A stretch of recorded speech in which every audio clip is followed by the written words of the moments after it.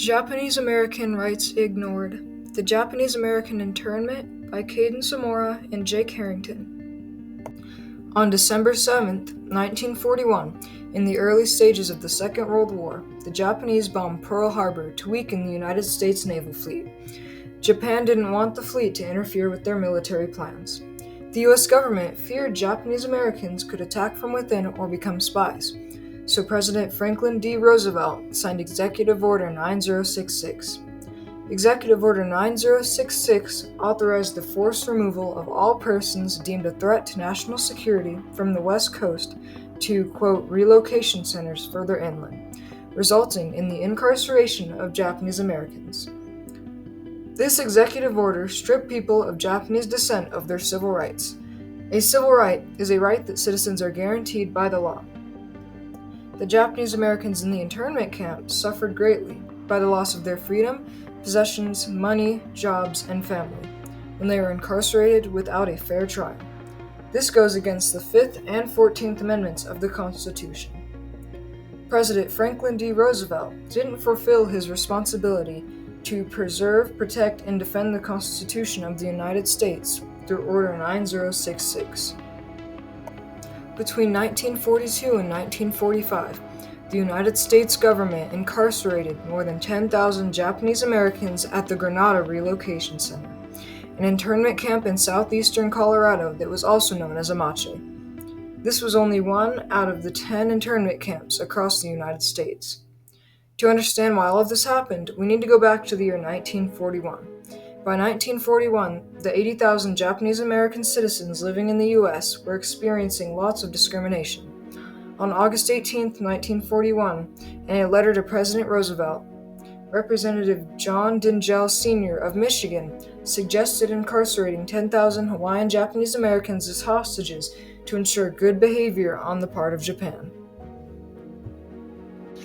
Then, on November 12, 1941, 15 Japanese American businessmen and community leaders in Los Angeles, Little Tokyo, were picked up in an FBI raid. A spokesman for the Central Japanese Association states, "We teach the fundamental principles of America and the high ideals of American democracy. We want to live here in peace and harmony. Our people are 100% loyal to America." After the attack on Pearl Harbor, local authorities and the FBI began to round up leadership of the Japanese American communities. Within 48 hours, 1,291 Issei are in custody. Issei are Japanese immigrants that were born in Japan. These men are held under no formal charges, and family members are forbidden from seeing them. This violates the 6th Amendment of the Constitution. Most would spend the war years in enemy alien internment camps run by the Justice Department.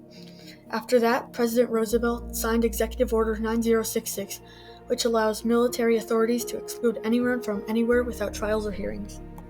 Although the subject had limited interest at the time, this order set the stage for the entire forced removal and incarceration of Japanese Americans.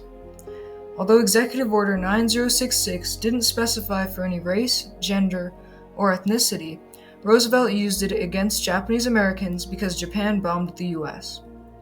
On March 2, 1942, General John L. DeWitt issued Public Proclamation No. 1, which created Military Areas No. 1 and 2.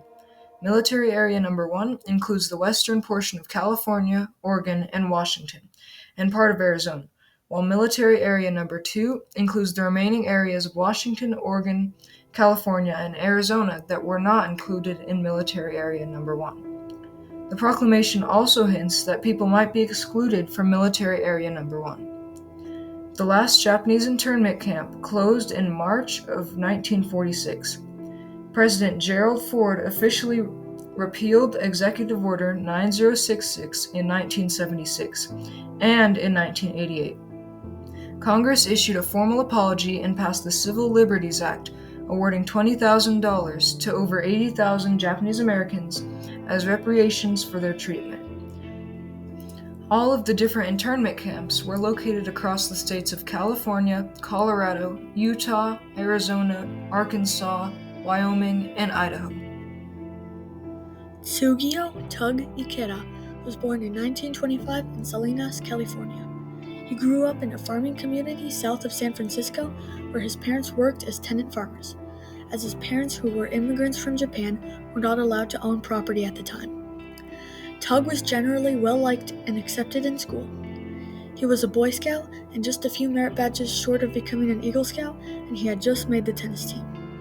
Things changed on December 7th, 1941, when Pearl Harbor was attacked. He was no longer accepted in Boy Scouts, and then on April 29, 1942, he was forced into an internment camp for the Japanese Americans. This shattered his tennis dream and his athletic and academic plans. They got to take what they could carry and liquidate the rest of their possessions. He and his family of 7 were forced to live in a 20 by 25 foot room. He and his family lived there until July of 1944, when he enlisted in the Army in the famous 442nd Regiment Combat Team, a segregated unit that ended up being the most decorated of the Second World War. When the war was over, Tug returned home to the U.S. He went on to be a principal, teacher, father, and a well-respected member of his community. He passed away in October of 2021. We recently had a chance to interview his stepson to learn more about his experience in life. He talked about what he is called to do after what his stepdad went through, how those events never impact who he was as a person, and how he was always loyal to his country after all that he went through. He was not defined by what happened to him as a young man in these camps. Growing up his whole life in the United States, this was the only country he knew. He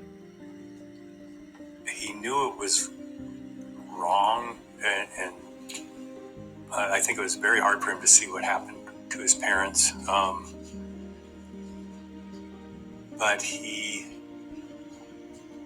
didn't know another country, and when they came by in the camp to ask if he was loyal to the U.S., he stated that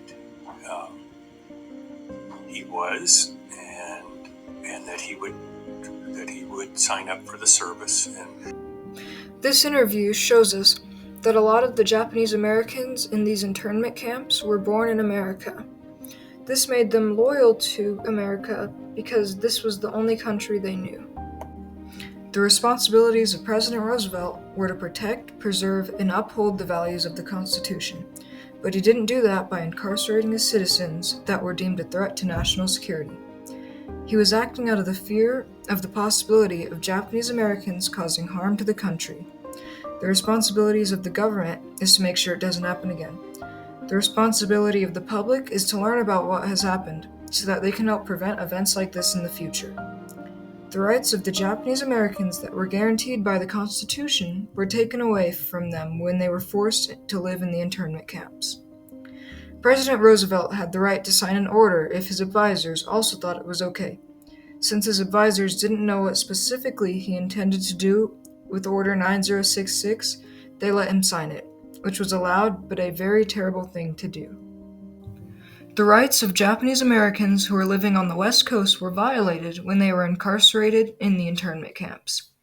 The government and citizens of the U.S. did not fulfill their responsibility of protecting the rights of Japanese Americans. President Roosevelt signed Order 9066 to prevent the Japanese Americans attacking from within, which forced them into internment camps. When they went to the camps, they had to liquidate everything they owned, like their job, money, and possessions. This went against multiple amendments of the Constitution, like the 5th, 6th, and 14th Amendments. This forever changed the lives of Japanese Americans. We may never know whose fault this was because so many people were involved in the incarceration, but what we do know is that we need to educate future generations about this event so that they can help prevent events like this from happening in the future.